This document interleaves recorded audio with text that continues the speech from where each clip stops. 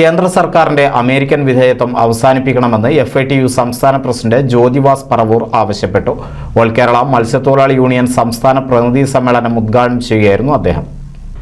മത്സ്യക്കയറ്റുമതിക്ക് America കൊണ്ടുവന്ന നിയന്ത്രണങ്ങൾ പിൻവലിക്കാൻ കേന്ദ്ര സർക്കാർ നടപടികൾ സ്വീകരിക്കണമെന്നും സർക്കാരിന്റെ അമേരിക്കൻ വിധേയത്വം അവസാനിപ്പിക്കണമെന്നും അദ്ദേഹം പറഞ്ഞു.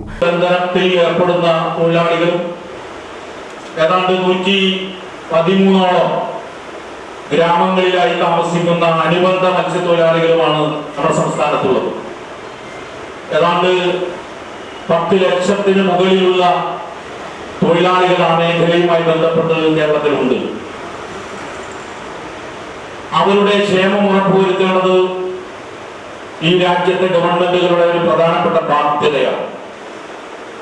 മാത്രമല്ല, ഈ മേഖലയിലുള്ള തൊഴിലാളികൾ ജനസമൂഹം നമ്മുടെ രാജ്യത്തിന് വലിയ തോതിൽ വിദേശ നാണ്യം നേടിത്തരുന്നതിൽ ഗണ്യമായ പങ്ക് വഹിക്കുന്നവരാണ്.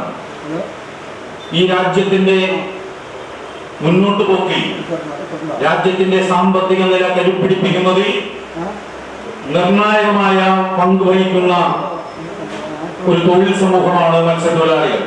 സലീം പറവണ്ണ അധ്യക്ഷത വഹിച്ചു. സദറുദ്ദീൻ സ്വാഗതവും സെക്രട്ടറി അഫ്സൽ നവാസ് റിപ്പോർട്ടും അവതരിപ്പിച്ചു. FITU സംസ്ഥാന ജനറൽ സെക്രട്ടറി തസ്ലീം അമ്പാട് പുതിയ ഭാരവാഹികളെ പ്രഖ്യാപിച്ചു. FITU secretary PJ Shanavas, welfare party ജില്ലാ സെക്രട്ടറി ഖാദർ അങ്ങാടിപ്പുറം, മുഹമ്മദ് പൊന്നാനി എന്നിവർ സംസാരിച്ചു. NCV news Ponnani.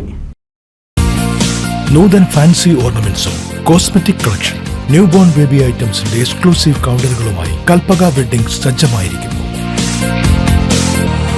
ഏവർക്കും സ്വാഗതം. Kalpaka weddings, Pattambi road, Kunnamkulam.